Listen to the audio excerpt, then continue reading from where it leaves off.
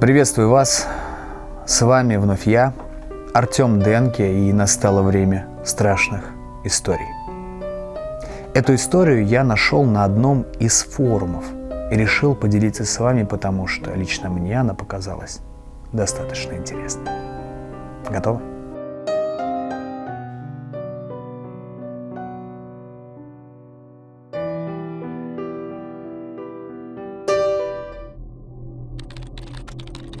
Пап, а кто стучит за стенкой?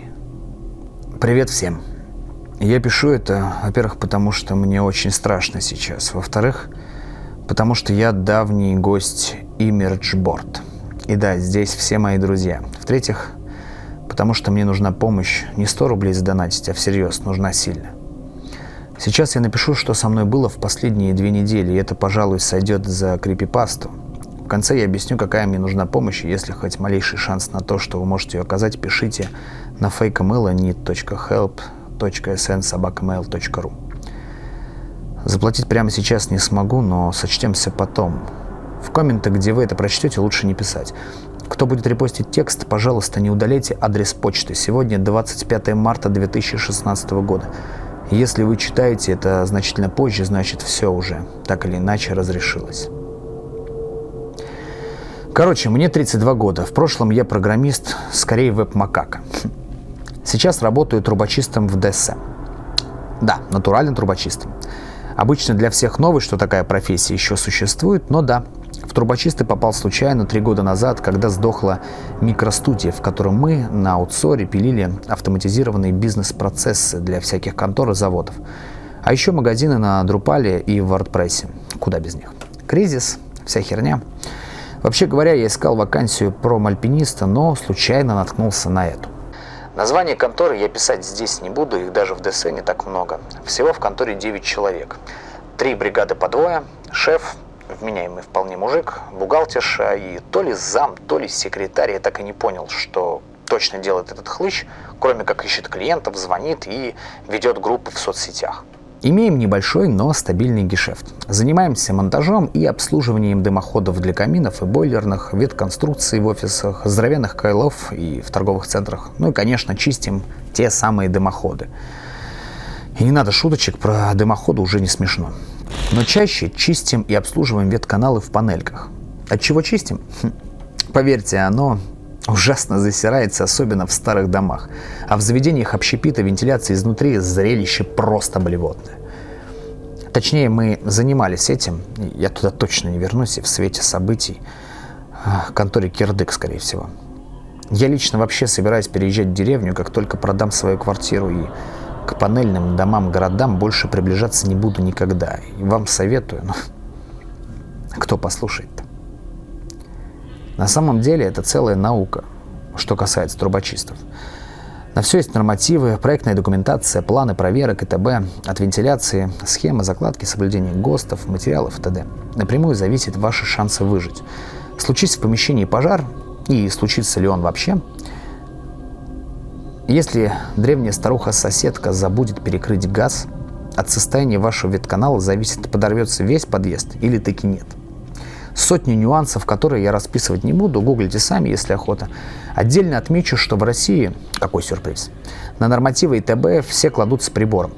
Ваши ЖЭО, ТСЖ не исключение, уж поверьте. Большая часть работы на крышах панелек и сталинок. Старых домов меньше, так как тут не Питер, но и у них с вентиляцией обычно самый швах. А к нам обращаются тогда, когда уже совсем жопа, когда на кухне чуешь, чем сходивший в сортир сосед отобедал.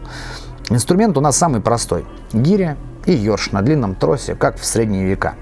Этим пробиваем и чистим вертикальные шахты. Для горизонтальных есть гибкий стальной тросик, как у говночистов.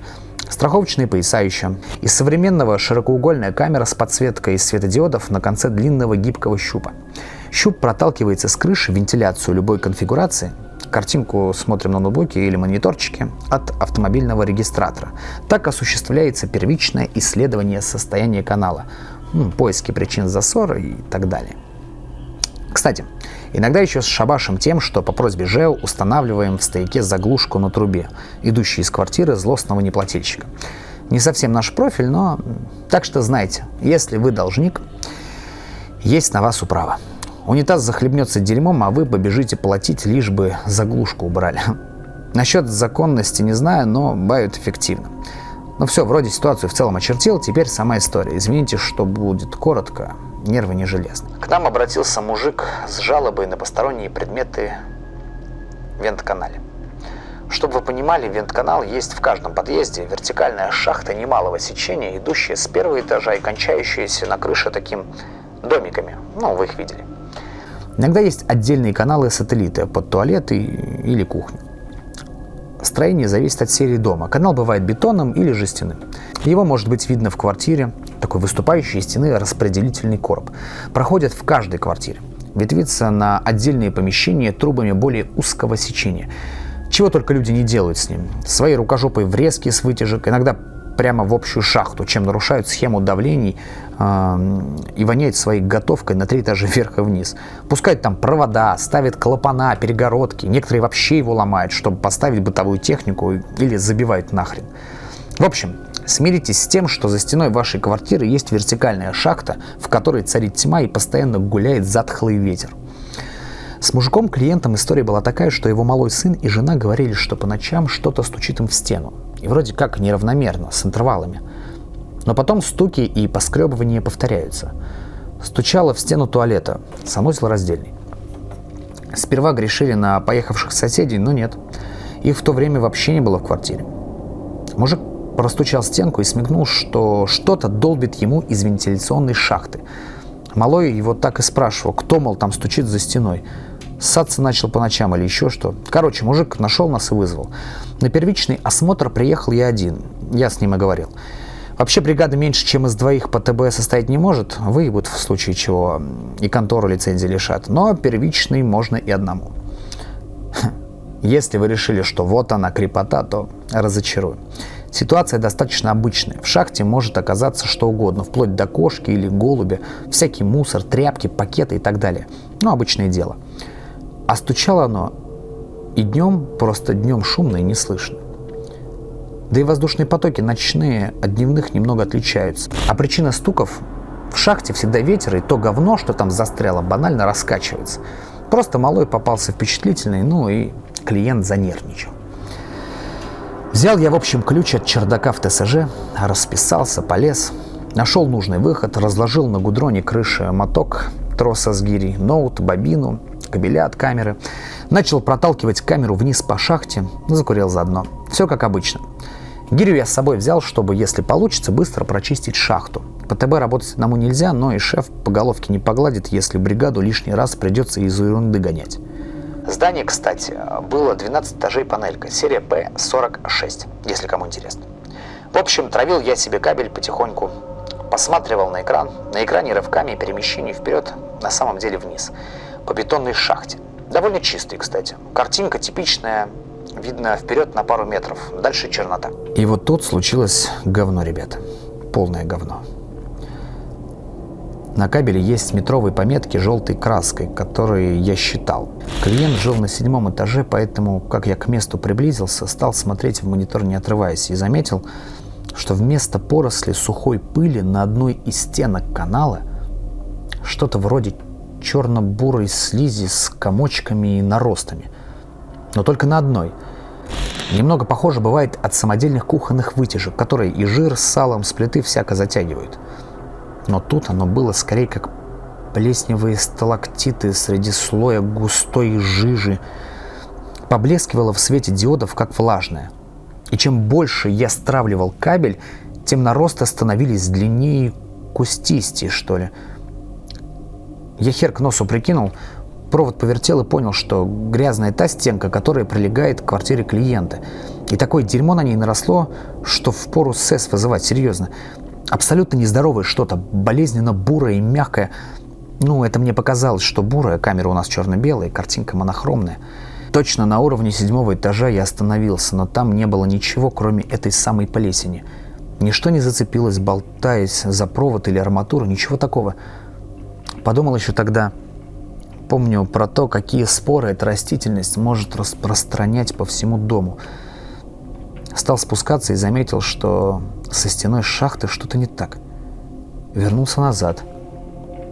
И вот стою я на крыше в своей робе, держу кабель, смотрю в сторону ноутбук и натурально охуеваю. На бетонной стене общей шахты на уровне квартиры клиента, покрытые плесенью, но все равно отчетливые выбоины, царапины, недоковыренные дырочки какие-то, полное ощущение, что кто-то очень долго лез сквозь железобетон и успешно лез. Я вижу арматуру, а сами углубления глубиной сантиметров 5-6. Сама стенка не намного толще. Здесь я занервничал, да, но болезненным мистицизмом отродясь не страдал, да и не пацан уже. Может, при строительстве обкололи бетон, а плесень лезет из чьей-нибудь кладовки в подвале, где 3 мешка картошки на год забыли. В общем, стал опускать камеру дальше, решив дойти до низа. Длина кабеля позволяла, конечно. И так оно и оказалось. На 5-м этаже уже все стены шахты были в толстом слое плесени. Старался как мог не сгваздать провод. На уровне 3-го этажа из темноты на границе видимости на меня уставилось оно.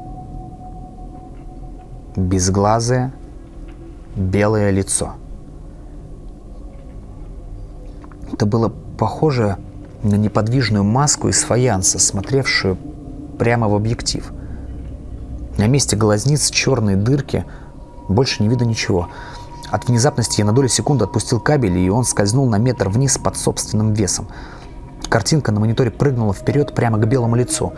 Ничего все равно не увидел, только эту маску и темноту за ней, но когда я тут же крепко схватил кабель, лицо стало приближаться само.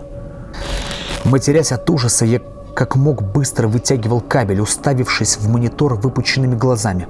Взмок насквозь холодным потом, стало тошнить. Неподвижное лицо то пропадало в темноте, то оказывалось близко к камере. Оно преследовало светящуюся камеру, и оно, как я понял в один момент, добралось бы до крыши, клянусь. Я уже слышал из отверстия шорох и хлюпанье, с которым оно перемещалось там, внизу. Кажется, уже даже не матерясь, а поскуливая, как побитая собака, я на автомате наступил на шнур, нагнулся, подобрал гирю и бросил ее в шахту. Гиря мягко ударилась об эту тварь и сшибла ее вниз. Это я понял потому, как разматывался трос. Тварь не издала ни звука, но шорох и хлюпанье прекратились.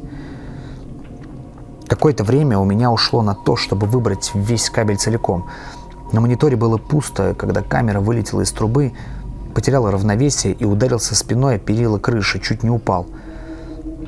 Затем выбрал трос с гирей. Вся гиря была в том черном, типа отработанного моторного масла, пуще того шомпол.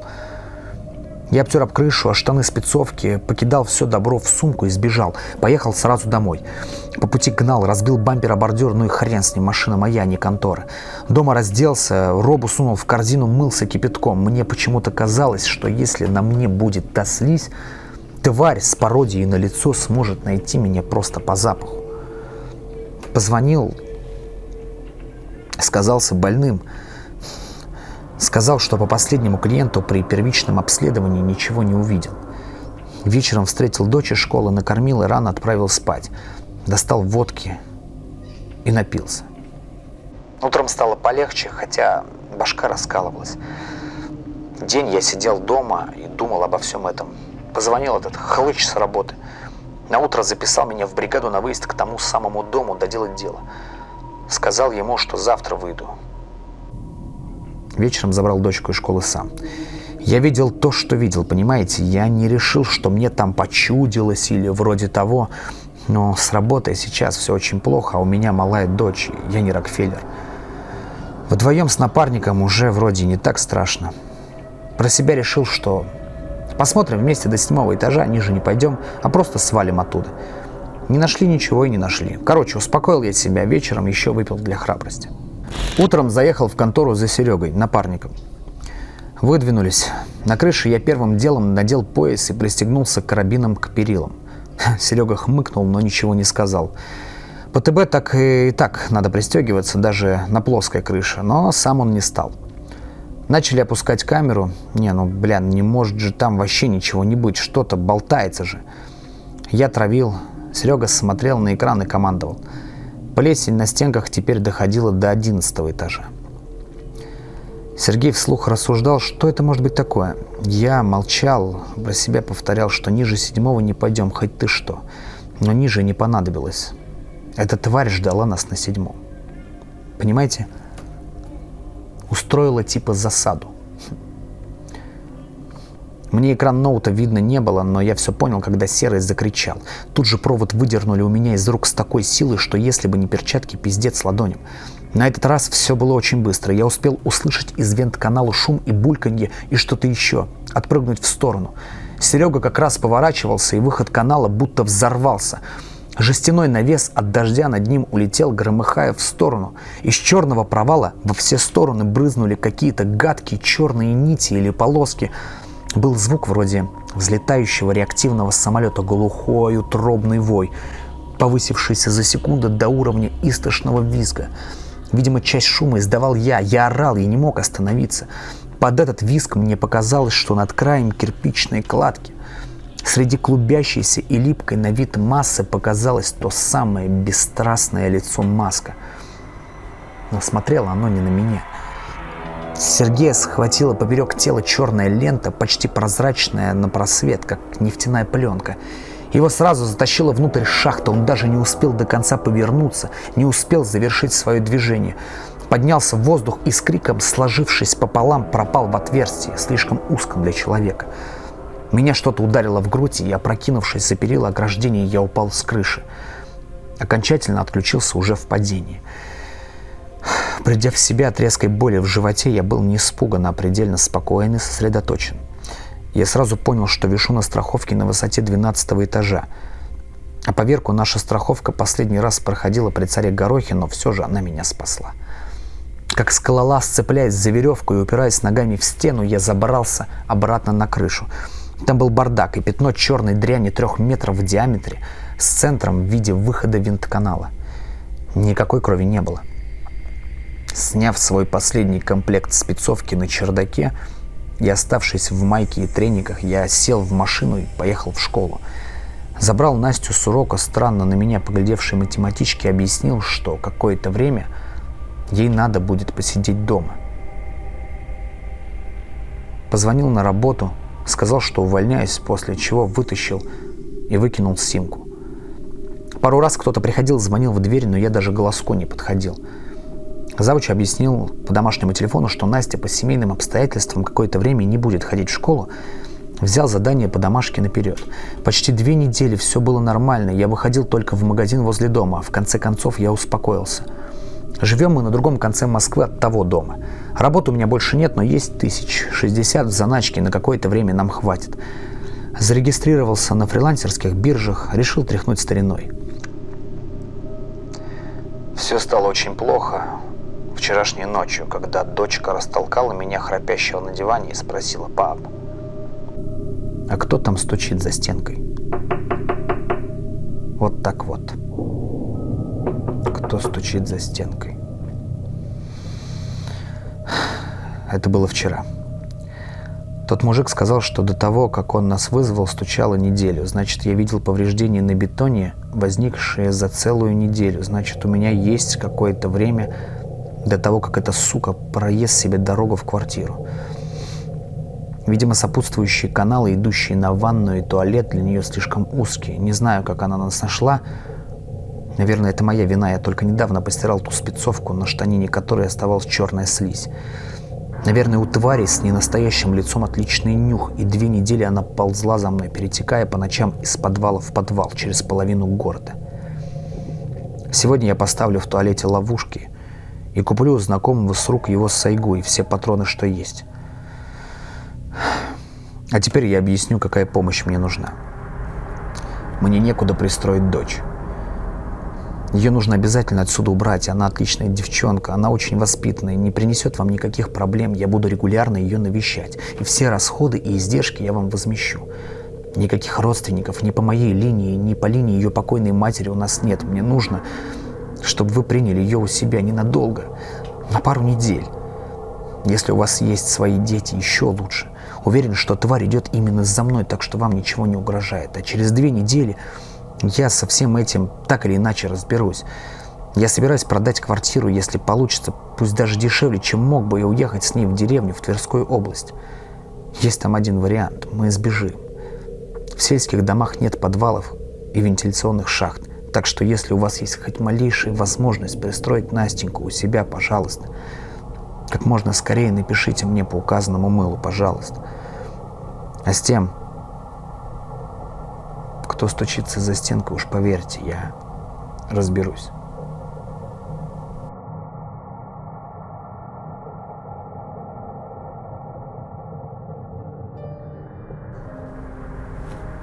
Ну вот, как-то так.